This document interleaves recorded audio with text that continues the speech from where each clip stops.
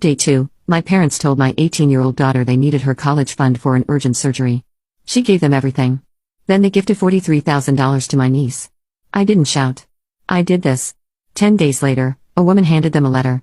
They opened it and started screaming. I remember bringing Kira over for the first time. She was only a few weeks old, tiny, pink, that wide-eyed baby alien stage. My mom held her for 10 minutes and then put her back because she looked tired. Then she spent the next hour showing me new photos of Josie in a ballet recital. I told myself not to overthink it. Grandparents bond differently, right? Maybe they just hadn't connected yet. But months passed, years passed, and the difference got harder to ignore. My parents gifted Josie a charm bracelet for being such a bright star. After a school play. When Kira got a top academic award, they mailed her a generic congrats card and signed. They once threw Josie a surprise half-birthday party complete with decorations, a homemade cake, and a $100 bill tucked into a glittery card. Kira's real birthday.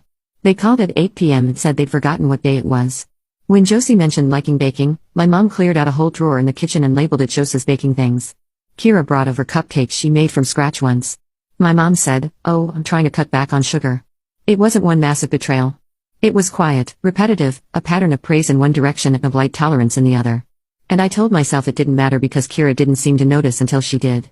But long before that, I did. I just didn't want to admit it. The real moment it clicked wasn't dramatic. It was a Tuesday. My mom called and said they were struggling with utility bills. Asked if I could float them $300. I wired it without thinking. 2 days later, Josie posted a picture with a brand new iPhone and a caption that said, "Thanks, Grandma. You're the best."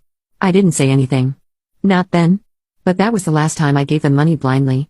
After that, I started saying no swiftly, nicely, but no. Sometimes they pushed. "It's just temporary. You're doing so well." But I held the line. I thought that was enough. What I didn't realize, what still turns my stomach, is that while I was guarding my bank account, they were eyeing my daughters. And the worst part, I thought I'd done everything right. Taught Kira how to spot red flags. Shielded her from bad boyfriends, shady recruiters, online scammers promising free iPads. But I never thought I'd have to protect her from her own grandmother. That one wasn't in the parenting manual.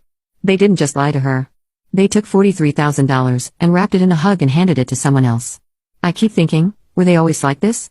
Or did their obsession with Josie finally rock their common sense? Either way, I missed it, and my daughter's the one paying for it. Literally, I didn't sleep that night.